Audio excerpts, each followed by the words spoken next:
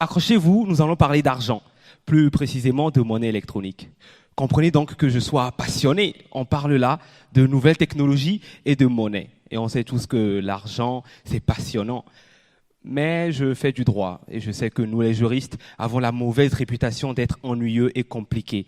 Et malheureusement, nous ne faisons rien pour changer cela.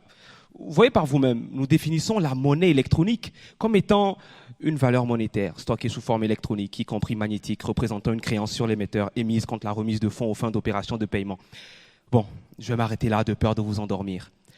Alors qu'en termes simples, la monnaie électronique, comme je la conçois dans ma thèse, est toute monnaie, différente des espèces qui s'utilisent par voie électronique. Et pour l'étudier, j'aurai à faire une analyse en trois approches. Primo, l'art principal, une approche juridique, afin de voir la manière dont le droit s'occupe de la monnaie électronique. Secondo, une approche bancaire, afin de voir la manière dont les banques s'approprient la monnaie électronique à travers leurs moyens de paiement, comme la carte bleue. Vous voyez cette carte qui, d'ailleurs, n'est pas souvent bleue, et qui permet de faire des achats sans espèces et même à distance. Alors, comme je l'ai fait pour cette veste. Vous vous dites certainement, belle veste, Zara, 115 €. Non, Primark, 9,50 € et il n'était même pas en promotion. Alors oui, j'ai dit que je travaille sur la monnaie électronique, je n'ai jamais dit que j'en avais.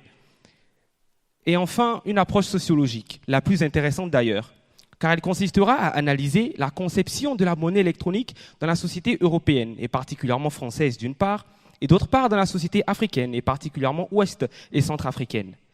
Si vous vous demandez pourquoi j'ai choisi l'espace africain comme élément de comparaison, la réponse est simple.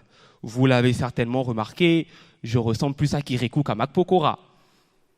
Et je ne suis pas africain que de couleur, mais surtout de culture. Et je peux vous affirmer que la culture de la monnaie électronique en Afrique est différente de celle en Europe, en raison de ce qu'on appelle un faible taux de bancarisation.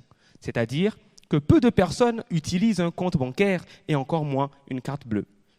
Mais attention, cela ne signifie en rien que l'espace africain est étranger à la monnaie électronique. Bien au contraire.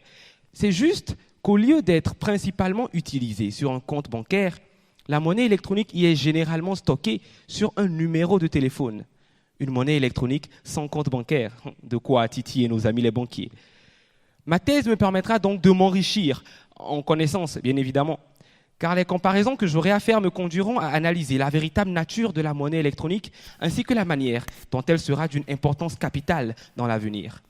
Mais j'avoue au fond que je ne dirais pas non si la monnaie électronique s'invitait un peu, parfois, souvent, sur mon compte bancaire.